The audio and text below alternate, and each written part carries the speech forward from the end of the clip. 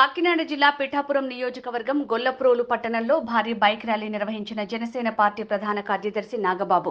Gollaprolu high school నుంచి ప్రారంభమై గొల్లప్రోలు శివాలయం వీధి, రైల్వే స్టేషన్ మీదుగా కొనసాగుతున్న ర్యాలీ.